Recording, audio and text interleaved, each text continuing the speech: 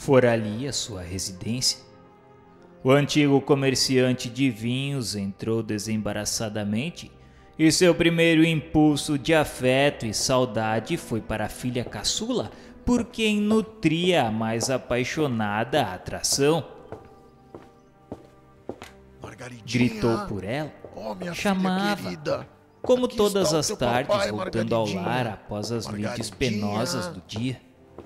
Mas ninguém acudia aos seus amorosos apelos, apenas a indiferença, a solidão decepcionante em derredor, augurando desgraças, porventura ainda mais rijas do que as suportadas pelo seu coração até ali, enquanto nas profundezas sentimentais de sua alma atormentada por múltiplos dissabores, atroavam desoladoramente os brados amorosos mais inúteis do seu carinho de pai, incorrespondidos agora pela mimosa criança já afastada daquele local que tão querido lhe fora. Margaridinha, onde estás, filhinha? Margaridinha, olha que é o teu papaizinho que chega, minha filha. Procurou por toda a casa. Parecia, no entanto, que haviam desaparecido de sob a luz do sol todos aqueles pedaços sacrossantos de sua alma que ali deixara, e que o único sobrevivente, ele, de incomensurável catástrofe, não se podia acomodar à esmagadora realidade de rever desabitado, dramaticamente vazio, o lar que tanto estremecera. Chamou pela esposa, nomeou os filhos um a um e finalmente bradou pelos criados, mas não via ninguém. Sombras e vultos estranhos, no entanto, moviam-se pelos compartimentos que pertenceram à família e deixavam-no bramir e interrogar sem se dignar em responder, não se apercebendo de sua presença, pois tratava-se de indivíduos encarnados, eram os novos habitantes da casa que lhe pertencera. O próprio mobiliário, a decoração interior, tudo se apresentava diferente, apontando acontecimentos que o confundiam. Decepções pungente desferiu-lhe golpe certeiro, deslocando-lhe da alma o primitivo entusiasmo para que aflitivas induções nela mais se avigorassem. Reparando suspensas aos muros de determinado aposento telas que lhe eram desconhecidas, seu olhar fixou-se num cromo colocado a um ângulo da estufa, cuja folhinha indicava a data do dia decorrente. Leu-a 6 de novembro de 1903. Um arrepio de terror insopitável repassou soturnamente por suas faculdades vibratórias. Fez um esforço inaudito, movimentando reminiscências. Vasculhou lembranças, sacudindo a poeira mental de mil ideias confusas que lhe toldavam a clareza do raciocínio. A vertigem da surpresa em face da realidade irremediável que até ali ele retardara à custa da má vontade de sofismas ingênuos, tonteou-lhe o raciocínio. Não cogitara inteirar-se de datas durante muito tempo. A verdade era que perdera a noção do tempo, envolvido no vulcão das desgraças que o colheram após o malfadado gesto de transfuga da vida terrena. Tão agudo fora o estado de loucura em que se debatera desde o trágico momento em que tentara o suicídio, tão grave a enfermidade que o atingira após o choque pela introdução do projetil no cérebro, que graças aos tormentos daí consequentes, perdera a contagem dos dias, desviara-se pelo desconhecido adentro, sem mais averiguar se os dias eram noites e se as noites eram dias. Pois no abismo em que se vira aprisionado tanto tempo, Só existiam trevas por visão. Para ele, para sua percepção obliterada pelo desespero, a contagem social do tempo ainda era a mesma do dia aziago, pois não se recordava de outra depois dessa, 15 de fevereiro de 1890. Eis, porém, que a folhinha à sua frente, indiferente mas expressiva, servindo a uma grandiosa causa, revelava ao mártir que estivera ausente de sua casa durante 13 anos. Atirou-se para a rua em correria, batido e apavorado frente ao choque do pretérito de encontro à realidade do presente. A mente conflagrada por inalienável desconsolo, indagaria dos vizinhos o paradeiro da família que se mudara de certo em sua ausência. Os lanceiros, porém, à porta, cruzando as armas, formaram barreira intransponível, interceptando-lhe a fuga impensada e obrigando-o a refugiar-se no interior do carro. Aos protestos impressionantes do infeliz, inconformado com a prisão em que se reconhecia, acudiram curiosos e vagabundos do plano invisível. Espíritos ainda homiziados nas camadas depressoras da terra. Entre chacotas, apupos e gargalhadas, atormentavam-no com incriminações e censuras, ao passo que esclareciam o que acontecera àqueles a quem procurava. Ramiro de Guzmán e seus auxiliares não interferiram no sentido de evitarem a Jerônimo o dissabor de ouvi-los, uma vez que a visita decorria sob a responsabilidade deste e que somente lhes haviam recomendado garantirem o regresso à colônia dentro de poucas horas.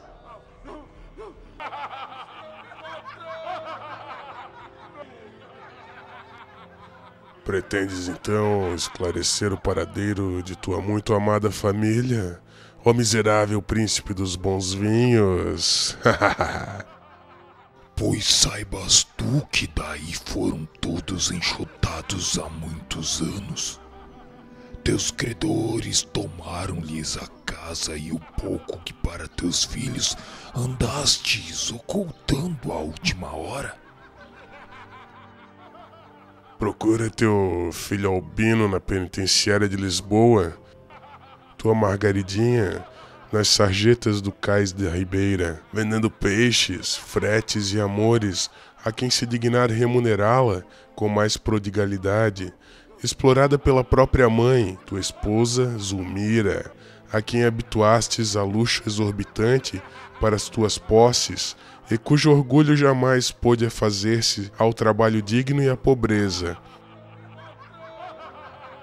Tuas filhas Marieta e Erinda? A primeira está casada, sobrecarregada de filhos enfermiços, a bracejar na miséria, a sofrer fome, espancada por um marido ébrio e boçal. A segunda, criada de hotéis de quinta ordem, a lavar chão, a brunir panelas, a limpar botas de viajantes imundos. Ouves e te espantas? Tremes e te aterrorizas? Mas por quê? Que esperavas então que acontecesse? Não foi essa a herança que lhes deixastes com o teu suicídio, seu canalha?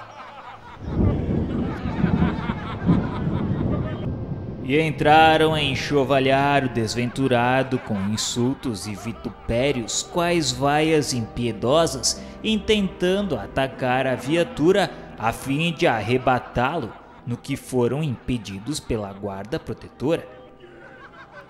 Não obstante, exigiu o rebelde pupilo da legião dos servos de Maria que o levassem onde se encontrava o filho, esperança que fora de sua vida, aquele rebento querido que ficara na florescência delicada das 10 primaveras, quando ele próprio, seu pai, houvera por bem abandoná-lo aos perigos da orfandade, matando-se.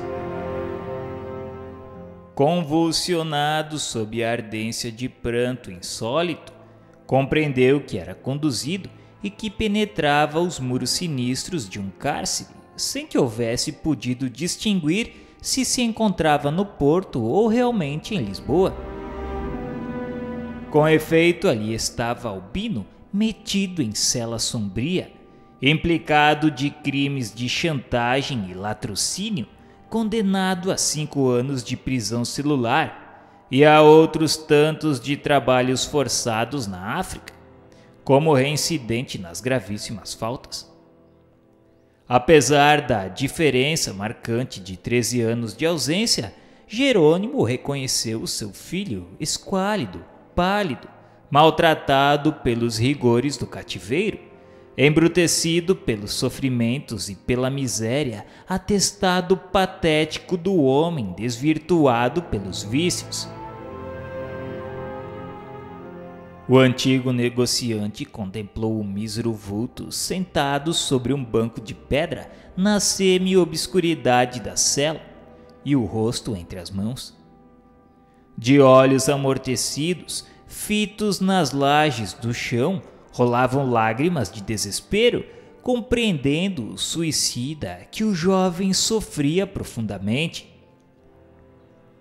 Extenso desfilar de pensamentos caliginosos corria pela mente do cativo, e dada a circunstância da atração magnética existente entre ambos, pôde o hóspede do Hospital Maria de Nazaré inteirar-se das comovedoras peripécias que ao desventurado moço haviam arrastado a tão deplorável ocaso da vida social, apenas saíra da infância.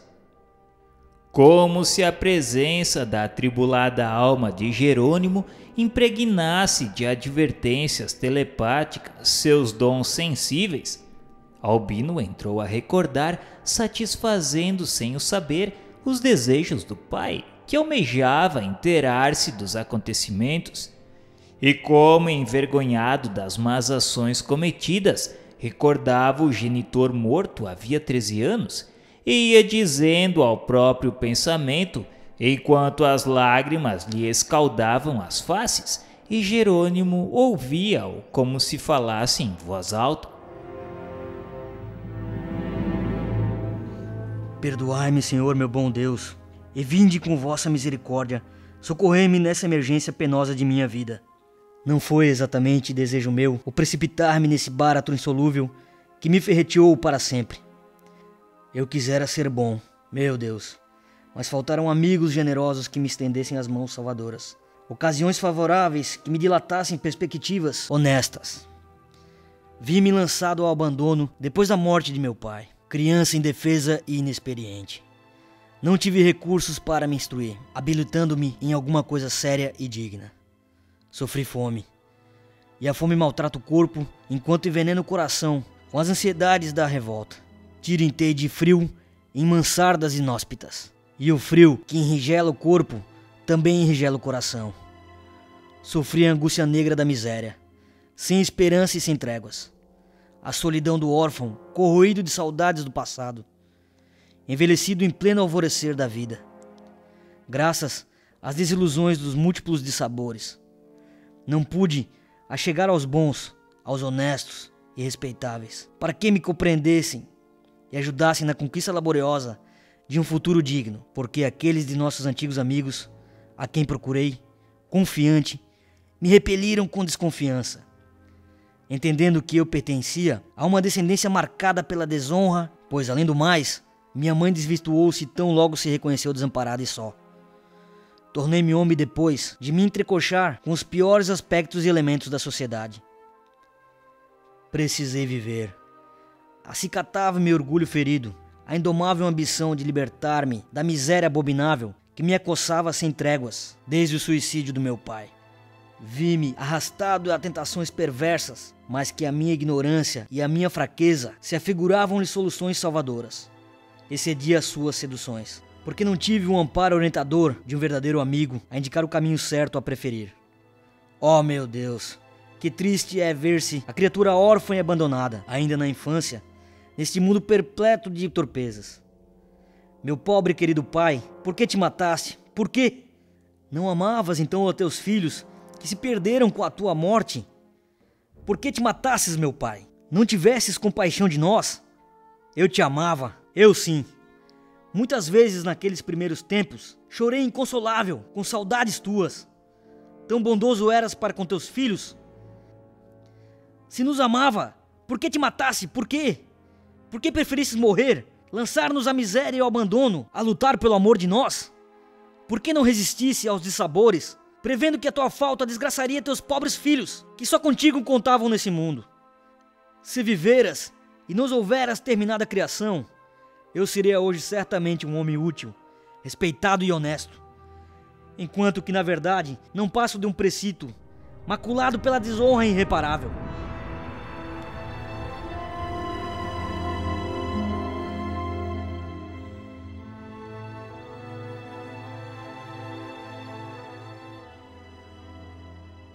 Eram vibrações sombrias e causticantes que repercutiam na consciência do pai suicida como estiletes a lhe rasgarem o coração.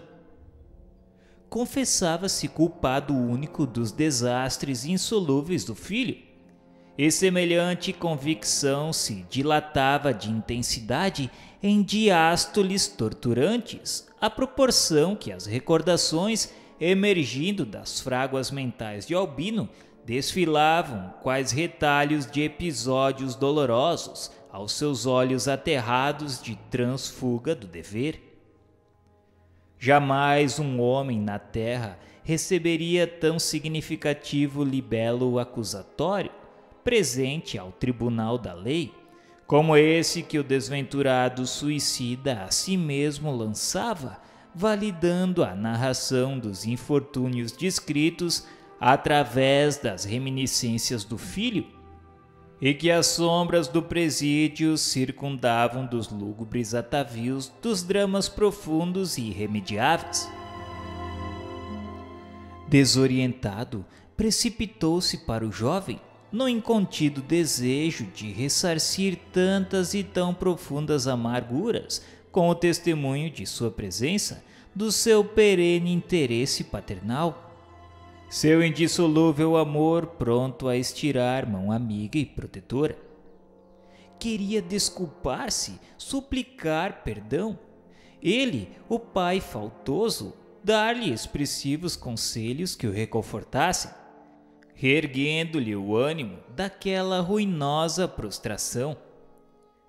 Mas era em vão que o tentava, porque Albino deixava correr o pranto sem vê-lo, sem ouvi-lo, sem poder supor a presença daquele mesmo por quem chorava ainda.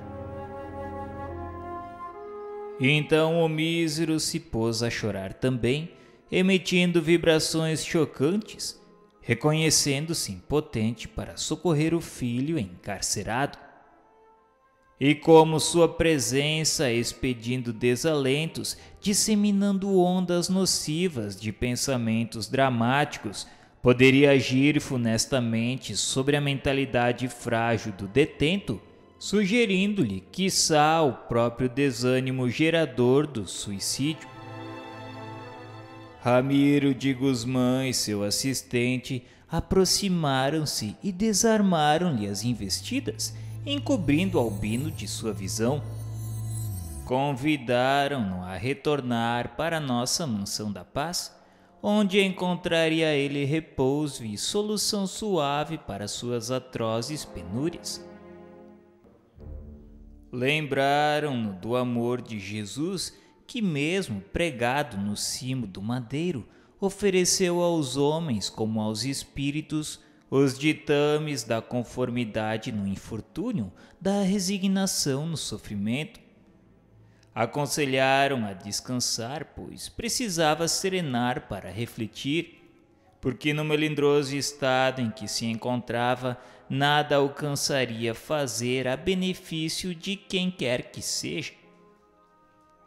Mas ao que tudo indicava, Jerônimo ainda não padecera suficientemente a fim de se acomodar às advertências de seus guias espirituais.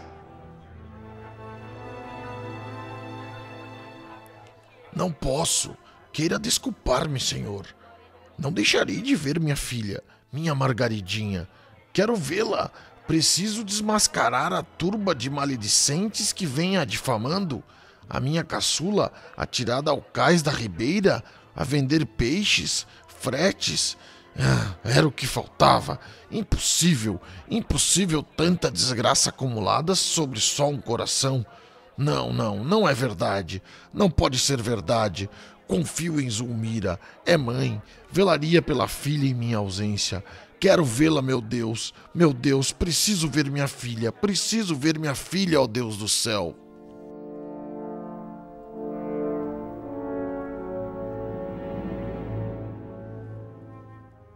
Era bem certo, no entanto, que novas e mais atrozes torrentes de decepções se despejariam sobre seu ulcerado coração, superlotando-o de dores irreparáveis.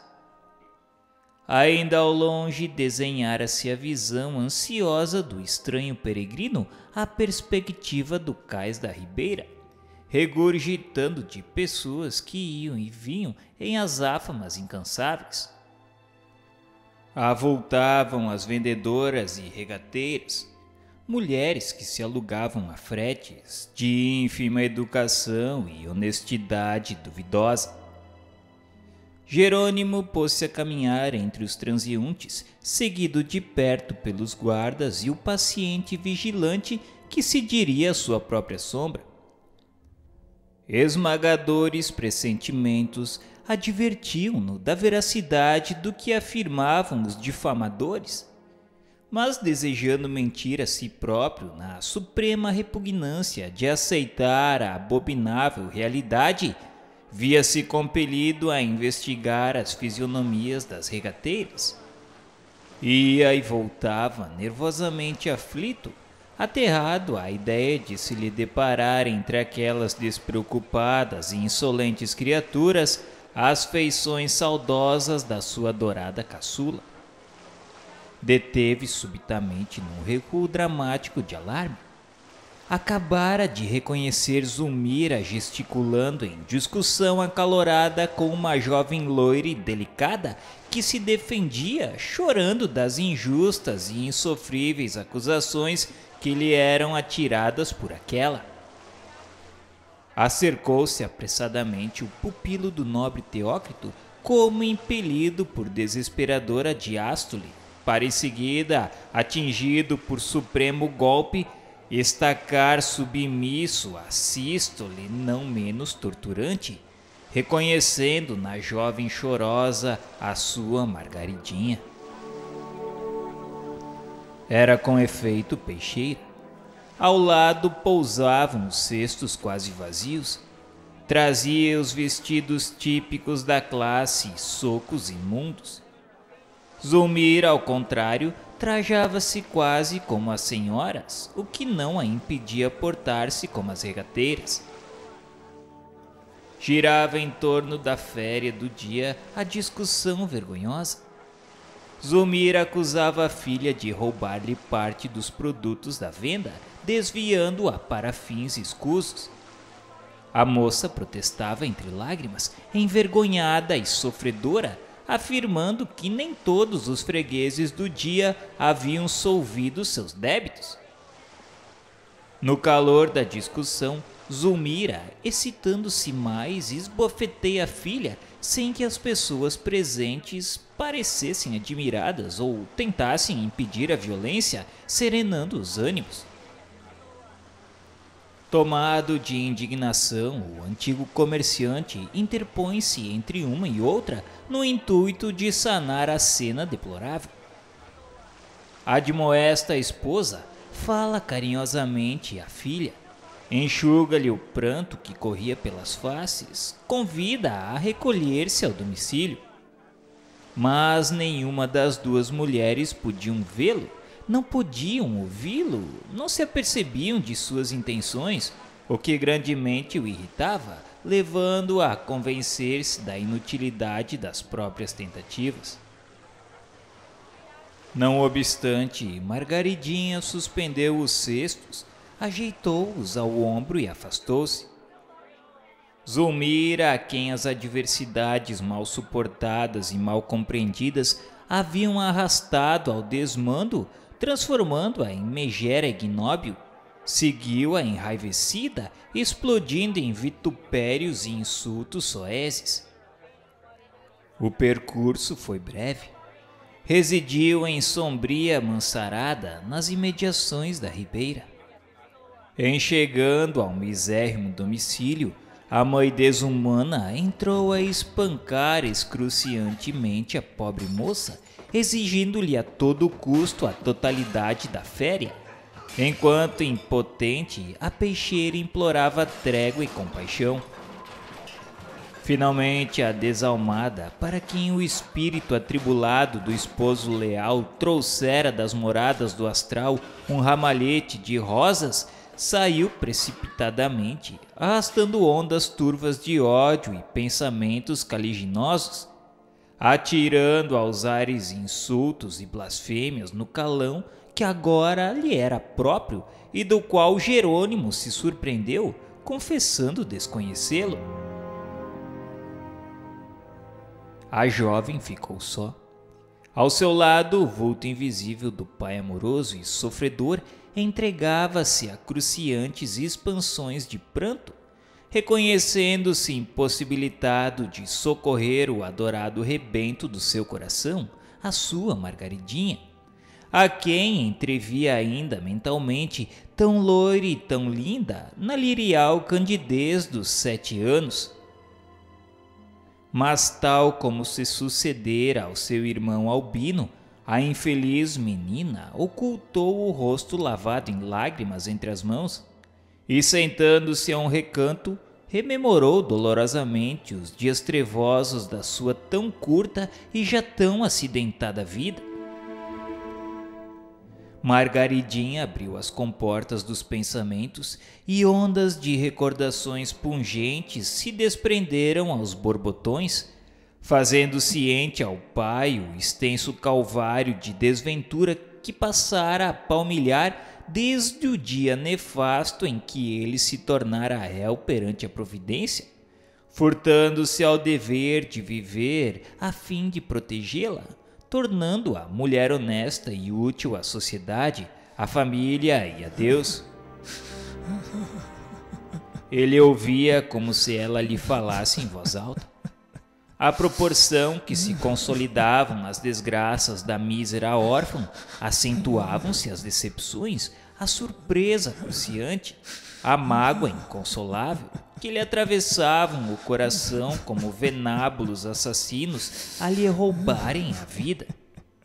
Caiu de joelhos aos pés da sua desventurada caçula, as mãos cruzadas e súplices, enquanto jorrava o pranto convulsamente de sua alma de precito e tremores traumas humilhada posição de culpa que o pupilo da legião excelsa recebeu o supremo castigo que as consequências do seu ominoso e selvagem gesto de suicídio poderia infligir à sua consciência.